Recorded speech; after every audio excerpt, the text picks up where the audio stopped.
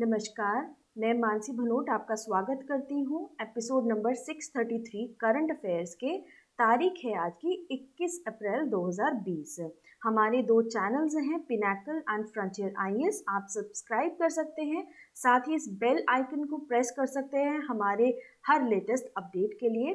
साथ ही साथ हमारी वेबसाइट्स जो हैं वो भी आप विजिट कर सकते हैं www.ssccglpinnacle.com या फिर www.baljeetdhaka.com। चलिए आज सबसे पहले देख लेते हैं हमारे प्रीवियस क्विज के क्वेश्चंस को।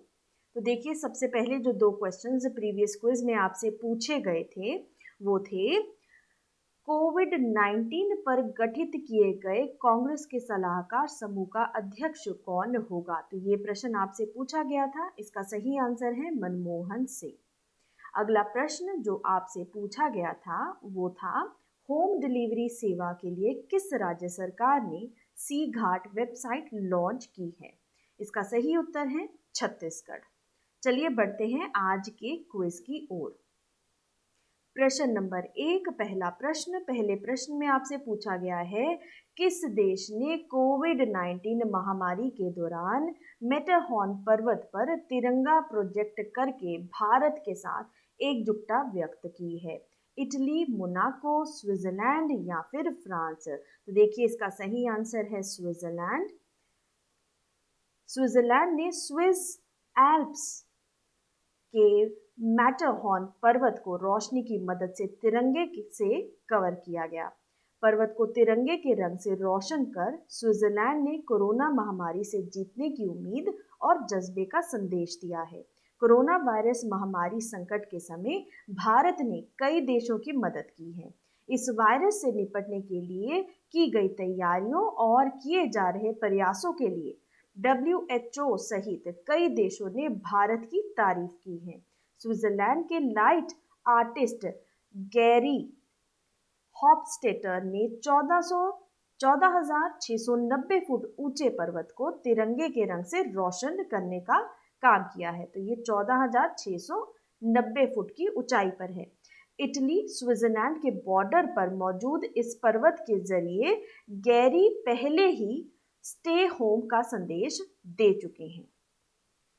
अब एक चीज यहाँ पर आप ध्यान रखिएगा, 7 महाद्वीपों के उच्चतम ज्वालामुखियों पर चढ़ने वाले पहले भारतीय कौन बने हैं।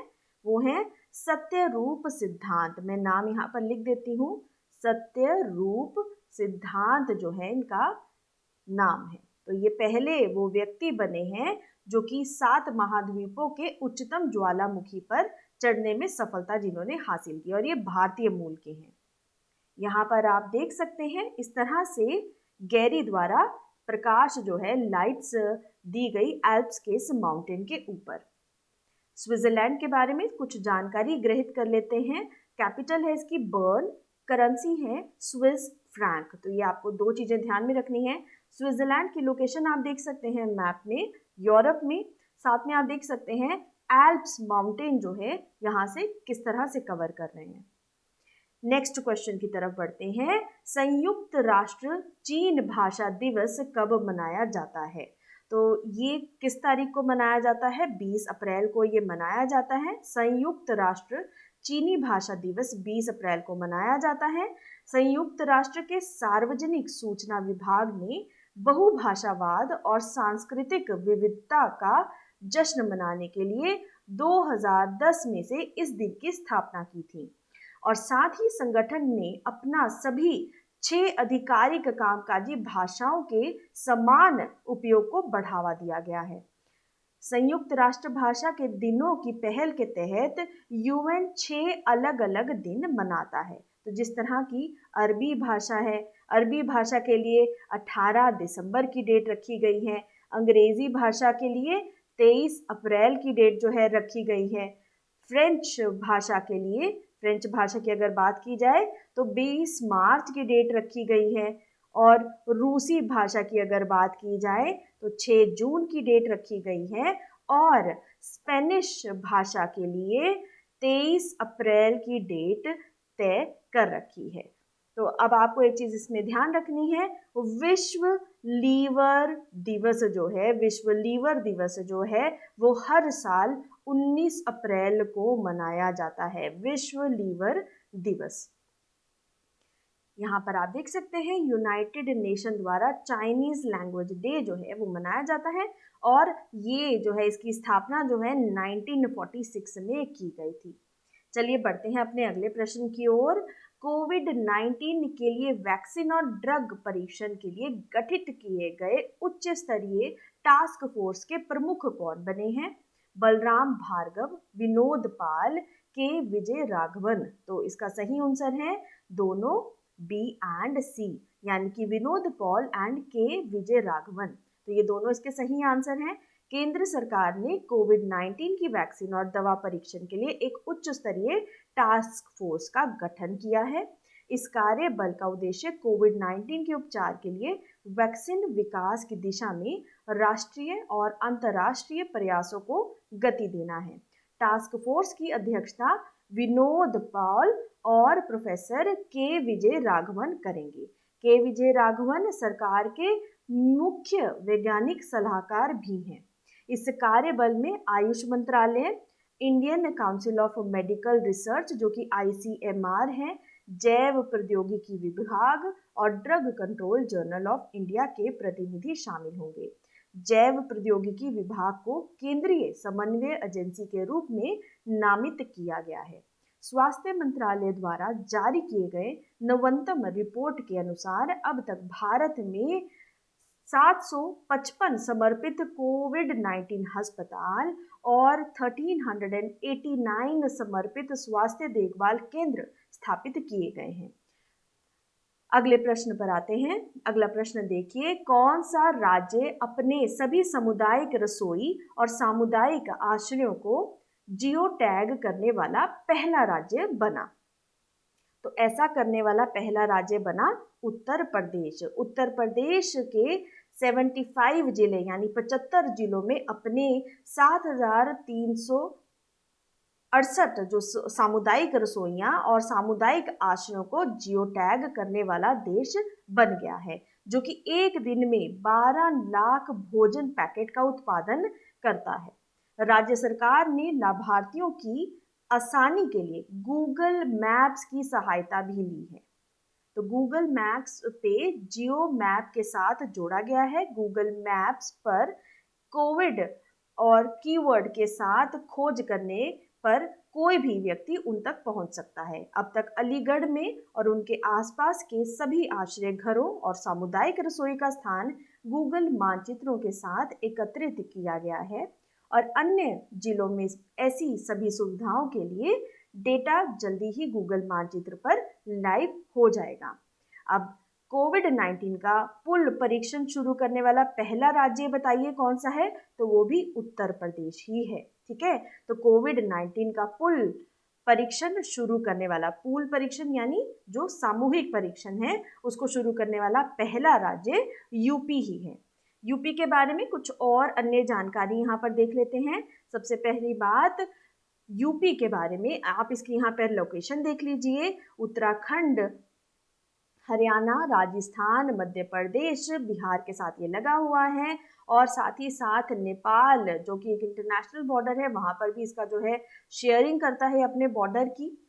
वर्ल्ड हेरिटेज साइट यहाँ पर ताजमहल मौजूद है जो कि आगरा में स्थित है। फेमस डैम की बात की जाए तो रिहंद डैम है जो कि रिहंद नदी के ऊपर स्थित है। नेशनल पार्क्स की बात की जाए, दुधवा नेशनल पार्क यहाँ का सबसे प्रसिद्ध नेशनल पार्क है। टाइगर रिजर्व्स में Amangarh tiger reserve, Pilibhit tiger reserve यहाँ के प्रसिद्ध टाइगर रिजर्व्स हैं। उत्तर प्रदेश की कैपिटल लखनऊ है, गवर्नर है आनंदीबेन पटेल, CM है योगी आदित्यनाथ। लोकसभा में कुल 80 सीटें यहाँ पर मौजूद हैं। प्रश्न नंबर 5, निम्नलिखित में से किस खेल संघ ने हाल ही में आजीवन मानद पद को समाप्त कर दिया है? तो इसका सही आंसर है All India Tennis Association, AITA, All India Tennis Association. अखिल भारतीय टेनिस संघ ने खेल मंत्रालय के निर्देश पर आजीवन अध्यक्ष आजीवन उपाध्यक्ष और आजीवन सलाहकार जैसे मानद पदों को खत्म करने का सहमति दे दी है। खेल मंत्रालय ने इन पदों को राष्ट्रीय खेल संहिता का उल्लंघन करार दिया था। यही कारण है कि इन मानद पदों को खत्म किया जा रहा है, जिससे कई दिग्गजों लोगों को नुकसान होगा। वरिष्ठ खेल प्रशासक अनिल खन्ना के अलावा SM कृष्णा और यशवंत सिन्हा जैसे पूर्व केंद्रीय मंत्री अब भारतीय टेनिस महासंघ के साथ आजीवन जुड़े नहीं रह सकेंगे। इस सूची में घनश्याम पटेल, नरेंद्र कुमार, नटवर सिंह, शत्रुघ्न सिन्हा और यूसुफ हामिद का नाम भी शामिल है। कोरोना वायरस की वजह से AITA ने जून तक के सभी घरेलू टूर्नामेंट्स रद्द कर दिए हैं। अब एक चीज आपको जो यहाँ पर ध्यान रखनी है, वर्ष 2020 के लिए खेलों में 10 सबसे पहले प्रभावशाली महिलाओं की सूची में भारतीय किस महिला का नाम शामिल है? तो वो नाम है नीता अंबानी। तो नीता अंबानी का नाम जो है उन 10 प्रभावशाली महिलाओं के नाम में शामिल है जो कि खेलों में सबसे ज्यादा जो है प्रभावशाली महिला बनी 2020 में। यहाँ पे आप देख सकते हैं ऑल इंडिया टेनिस एसोसिएशन हाल ही में जारी की गई अमूर्त सांस्कृतिक विरासत की राष्ट्रीय सूची में कितने आइटम सूचीबद्ध किए गए हैं? अमूर्त सांस्कृतिक यानी इंटेंजिबल आइटम्स, तो वो आपको बतानी है इंटेंजिबल आइटम्स कितनी जो हैं सूचीबद्ध की गई हैं, तो वो कुल 106 ऐसी सूचीबद्ध की गई हैं। वर्ल्ड हेरिटेज डे की बात की जाए, वर्ल्ड हेरिटेज डे, तो वर्ल्ड हेरिटेज डे जो है 18 अप्रैल को केंद्रीय सांस्कृतिक मंत्री प्रहलाद सिंह पटेल ने नई दिल्ली में अमूर्त सांस्कृतिक विरासत की राष्ट्रीय सूची जारी की। यह पहल संस्कृति मंत्रालय ने विजन 2024 के लिए इसको जो है एक भाग बनाया है। विजन 2024 का भी एक भाग इसको बनाया गया है। इस सूची का लक्ष्य भारत के विभिन्न राज्यों की अमूर्त सांस्कृतिक विरासत परंपराओं के बारे में जागरूकता फैलाना है। इस सूची में 106 परंपराओं को शामिल किया जा चुका है, जिनमें से 13 को यूनेस्को द्वारा मान्यता की अमूर्त सांस्कृतिक विरासत के रूप में भी मान्यता प्रदान की गई है। तो 13 यूनेस्को में भी इसका नाम जो है शामिल किया गया है। एडिशनल इंफॉर्मेशन की अगर बात की जाए तो पूरे भारत के राज्यों की सूची में मणिपुर के चावल की बियर बनाने की परंपरा, राजस्थान में पगड़ी बांधने की प्रथा, कव्वाली और कुंभ मेले की परंपराएं और देश में रामलीला के विभिन्न प्रकार और अमीर खुसरो की रचनाएं आदि भारतीय प्रतिद्वंदी शामिल है। प्रश्न नंबर 7, हाल ही में किस संगठन ने कोविड-19 का मुकाबला करने के लिए एक व्यक्तिगत सुरक्षा कवर सूट विकसित किया है? तो ये विकसित किया गया है CSIR के द्वारा। वैज्ञानिक एवं औद्योगिक अनुसंधान परिषद CSIR की घटक बेंगलुरु स्थित राष्ट्रीय अंतरिक्ष प्रयोगशाला ने MAF क्लोथिंग्स प्राइवेट लिमिटेड के साथ मिलकर व्यक्तिगत सुरक्षा कवर सूट बनाया है। पॉलीप्रोपिलीन लेयरों वाला बिना बुना हुआ कपड़े का सूट कोविड-19 शमन के लिए 24 घंटे काम करने वाले डॉक्टर, नर्स, अर्धचिकित्सा कर्मियों की सुरक्षा सुनिश्चित करने के लिए किया जा सकता है। इसकी उत्पादन क्षमता को बढ़ाकर प्रतिदिन लगभग 30,000 करने की योजना जो है बनाई जा रही है। इन सूटों का मुख्य लाभ यह है कि यह अन्य निर्माताओं द्वारा बनाए गए सूटों की तुलना में कीमत के हिसाब से काफी प्रतिस्पर्धी हैं और इनमें किसी प्रकार की आयातित सामग्री का इस्तेमाल नहीं किया गया है।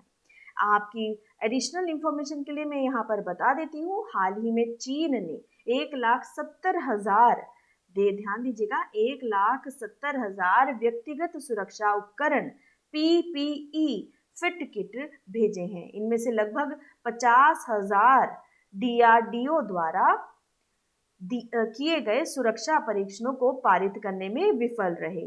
इन स्थितियों से बचने के लिए स्थानीय स्तर पर निर्मित पीपीई को बढ़ावा देना महत्वपूर्ण है।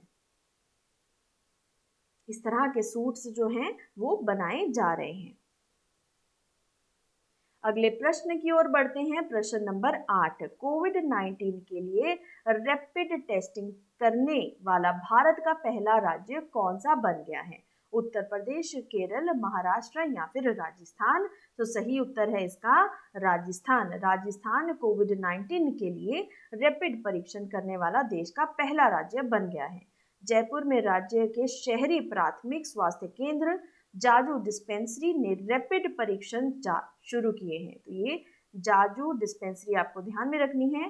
हॉटस्पॉट या रेड जोन में कोविड-19 की व्यापकता का आंकलन करने के लिए यह परीक्षण बड़े पैमाने पर किया जाएगा। यह तुरंत परिणाम देता है।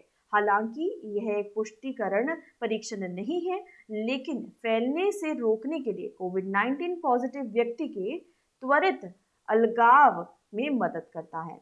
इसके अलावा पूरे राजस्थान में पीसीआर परीक्षण या प्रयोगशाला परीक्षण भी किए जाते रहेंगे। इसके अलावा अगर बात की जाए राजस्थान में एक और नई चीज की, तो वो है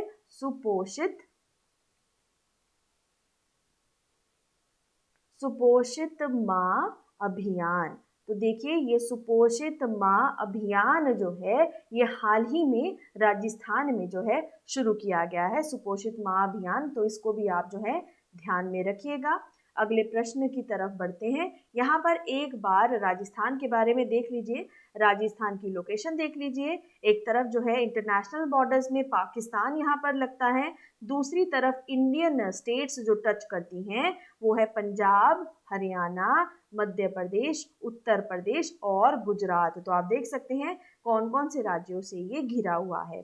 डैम्स की बात करें तो जवाहर सागर चंबल रिवर के ऊपर, जसवंत सागर लूनी रिवर के ऊपर, राणा प्रताप सागर चंबल के ऊपर जो है यहाँ पर स्थित है। नेशनल पार्क्स में सबसे मशहूर यहाँ पर रणथंभौर नेशनल पार्क है, सरिस्का टाइगर रिजर्व है, कियोलादियो नेशनल पार्क और डेजर्ट नेशनल पार्क है। राजस्थान की कैपिटल जयपुर है, गवर्नर है यहाँ कलराज मिश्रा, चीफ मिनिस्टर हैं Ashok Gehlot. World heritage site जो है यहाँ पर जयपुर जो कि पिंक सिटी है, साथ में जंतर मंतर। तो दो चीजें आपको यहाँ पर ध्यान में रखनी है। बढ़ते हैं अपने अगले प्रश्न के ऊपर। प्रश्न number 9, international institute for sustainable development की रिपोर्ट के अनुसार 2019 में भारत की नवीनीकरण सब्सिडी में कितने प्रतिशत की गिरावट आई है? तो टोटल इसमें 35% की गिरावट जो आई है। International institute for sustainable development IISD and council on energy, environment and water, फिर से सुन लीजिए, council on energy, environment and water द्वारा जारी रिपोर्ट में भारत में नवीनीकरण सब्सिडी वित्त वर्ष 17 से वित्त वर्ष 19 तक लगभग 35% की गिरावट दर्ज की गई है। जबकि मैपिंग इंडियाज एनर्जी सब्सिडी 2020 नामक एक नए अध्ययन के अनुसार इसकी तेल और गैस सब्सिडी में 65% की बढ़त पाई गई है। दूसरी ओर इलेक्ट्रिक वाहनों और नवीनीकरण ऊर्जा के लिए सब्सिडी 2014 के बाद 3.5 गुना बढ़ गई है। 2017 से इलेक्ट्रिक कारों की सब्सिडी 11 गुना बढ़ा दी गई है।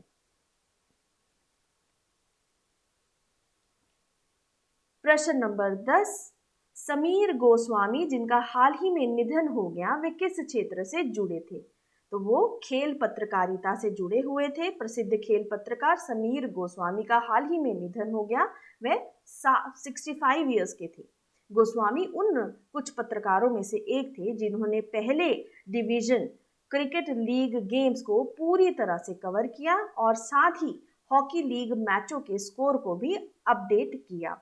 उन्होंने 2 दशक से अधिक समय तक लोकप्रिय बंगाली अखबार बैटमैन में काम किया। तो बैटमैन इसका सही वर्ड है मैन में इन्होंने काम किया। तो यहाँ पे आप इनकी एक तस्वीर देख सकते हैं। अब समरी कर लेते हैं कीवर्ड्स की आज के। इंडियाज फ्लैग जो कि मैटरहॉर्न माउंटेन पर फहराया गया एल्प्स माउंटेन में, तो वो कहाँ पर है? वो स्विट्जरलैंड ने इंडिया के योगदान को, वर्ल्ड के योगदान में कोविड-19 के अगेंस्ट जो है, उसके अगेंस्ट जो है इसको फहराया गया। गैरी द्वारा जो है ये लाइटिंग जो है की गई। यूएन चाइनीज लैंग्वेज डे जो है अप्रैल 20 को मनाया जाता है, और यूएन में जो 6 भाषाएं हैं, इंपॉर्टेंट लैंग्वेजेस हैं, उन सभी को जो है इक्वल तवज्जो जो है दिया जाता है। Head high level task force जो वैक्सीन के लिए बनाई गई है कोविड-19 के लिए, उसमें 2 प्रमुख नाम जो आपको ध्यान में रखने हैं, विनोद पॉल एंड के विजय राघवन है।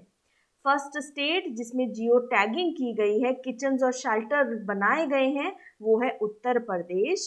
अबॉलिश्ड जहाँ पे ऑनरी लाइफ टाइम पोस्ट को अबॉलिश किया गया है, ये किसमें किया गया है? ऑल इंडिया टेनिस एसोसिएशन में इसको जो है अबॉलिश किया गया है, लाइफ टाइम टाइटल्स को, जिसमें शत्रुघ्न सिन्हा जैसे नाम भी शामिल है। National list of intangible cultural heritage में 106 आइटम्स जो हैं शामिल किए गए हैं। पर्सनल प्रोटेक्टिव कवर जो है, ये सूट जो बनाया गया है जिससे कोविड-19 को दूर रखा जाए, इस सूट का जो शुरुआत है CSIR में इसकी शुरुआत जो है की गई है। इससे पहले चाइना से भी जो है बहुत सारी तरह के सूट्स जो हैं इंपोर्ट किए गए थे, जो कि DRDO के तहत जो है माना गया कि वो इतने सफल नहीं रहे, विफल रहे। फर्स्ट स्टेट रैपिड टेस्टिंग जो है कोविड-19 के लिए, वो कहाँ पर शुरू की गई? वो है राजस्थान में। इंडियाज रिन्यूएबल सब्सिडीज जो हैं 2019 में 35% से गिरावट इसमें दर्ज की गई। समीर गोस्वामी पास्ड अवे, तो ये आपको बताना है ये किस से जो है संबंधित रखते हैं। स्पोर्ट्स जर्नलिज्म में लगभग 20 साल से भी अधिक समय तक इन्होंने जो है बड़ा ही महत्वपूर्ण योगदान दिया। तो चलिए अब बढ़ते हैं आज के क्विज फॉर द डे पर। क्विज के पहला प्रश्न है, किस देश ने कोविड-19 महामारी के दौरान मैटरहॉर्न पर्वत पर तिरंगा प्रोजेक्ट करके भारत के साथ एकजुटता व्यक्त की? Which country has expressed solidarity with India by projecting the tricolor on the Matterhorn mountain during the COVID-19 pandemic? प्रश्न नंबर 2, संयुक्त राष्ट्र चीनी भाषा दिवस कब मनाया जाता है? When is the UN Chinese Language Day observed? तो ये आपका क्वेश्चन नंबर 2। आज के लिए इतना ही, धन्यवाद।